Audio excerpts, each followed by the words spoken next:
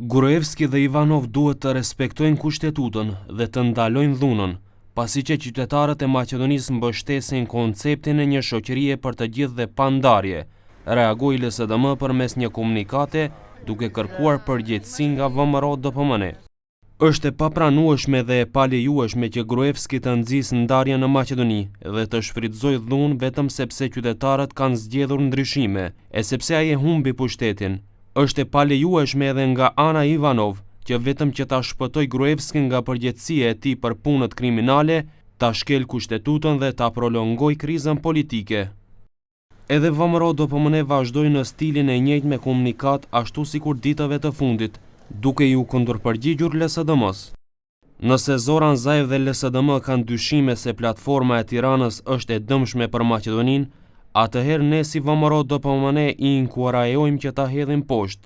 VMRO-DPMN ndjen obligim të respektojë vullnetin e shumicës së qytetarëve, që votuan për koalicionin për Maqedoni më të mirë. Për shkak të respektit ndaj tyre dhe përcaktimit të tyre strategjik, VMRO-DPMN nuk do të lejojë që të ketë asnjë zgjidhje që janë në kundërshtim me interesat shtetërore dhe nacionale. Nënkryetaria e Bashkimit Demokratik për Integrim Teuta Arifi tha se acarimet e marrëdhënieve ndëretnike nuk i ndihmojnë as pak vendit dhe se çështjet politike duhet të zgjidhen politikisht. Nga lëvizja Besa thonë se faji për shkaktimin e krizës politike dhe eventualisht shndrimin e saj në krizë ndëretnike duhet të kërkohet te partitë që ishin në pushtet. Nëse kriza aktuale politike përshëndrohet në krizë ndëretnike, kjo nuk është me fajin e lëvizjes Besa. Ndoshta edhe mund të ketë indikacione që kriza po shndrohet në krizë ndëretnike, mirë po ne nuk do të kishim dashur në asnjë rast që kjo të ndodhë vendit tonë, pasi që marrëdhëniet e mira ndëretnike janë parakushti kryesor për të mirën dhe stabilitetin e vendit. Nga Alianca për shqiptarët i bëjnë thirrje qytetarëve që t'i shmangen elementeve destruktive, të cilat do t'i përkeçsonin marrëdhëniet ndëretnike.